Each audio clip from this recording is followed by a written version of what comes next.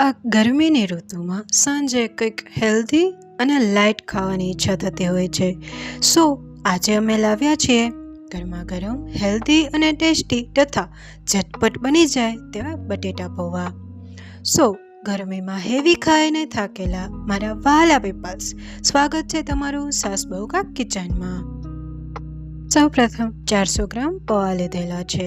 તેની સાથે મીડિયમ સાઇઝમાં ડુંગળી, બટેટા, ટમેટાં અને મરચાં બધું જ ટ્વિન્સમાં લઈને આ રીતે ઝીણું સમારી લેવાનું છે.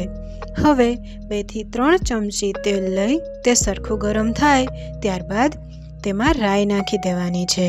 જ્યારે રાઈ પ્રોપર ફૂટી જાય ત્યારે તેમાં જીરું નાખી અને ડુંગળીનો વઘાર કરી દેવાનો છે. ડુંગળી સરખી પાકી જાય છે ત્યારે તેમાં બટેટું નાખી સ્વાદ મુજબ મીઠું તથા ખાંડ નાખી દેવાની છે તથા 1 ચમચી જેટલી હળદર ઉમેરી તેને સરખી રીતે મિક્સ કરી ઉપરથી પાણી ભરેલી ડીશ મૂકી અને ઢાંકી દેવાનું છે.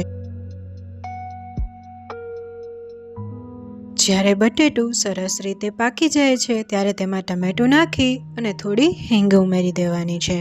ત્યારબાદ જ્યારે આપણો મસાલો બનીને પ્રોપર રેડી થઈ જાય છે ત્યારે તેને સાઈડમાં મૂકી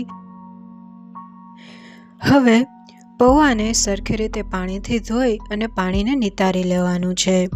પાણી નિતારતી વખતે એ વાતનું ખાસ ધ્યાન રાખવાનું છે કે પૌવામાં વધારે પાણી ન રહી જાય, કેમ કે જો વધારે પાણી રહી જશે તો પૌવા છૂટા થશે નહીં. સો પૌવામાંથી પાણી નિતાર્યા બાદ તેમાં મીઠું અને ખાંડ ઉમેરી સરખી રીતે મિક્સ કરી લેવાના છે.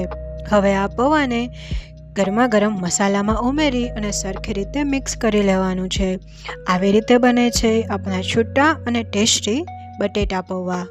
પરંતુ આ રેસીપી બનાવતી વખતે એક વાતનું ખાસ ધ્યાન રાખવાનું છે કે મસાલામાં આપણે થોડું પણ પાણી ઉમેરવાનું નથી, જેથી આપણા બટેટા પૌવા એકદમ છૂટા થશે.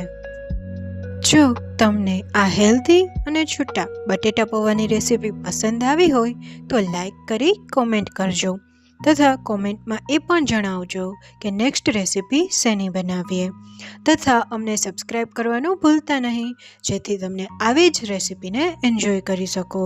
સો બનાવીને ખાઓ, એન્જોય કરો. Tata, bye bye.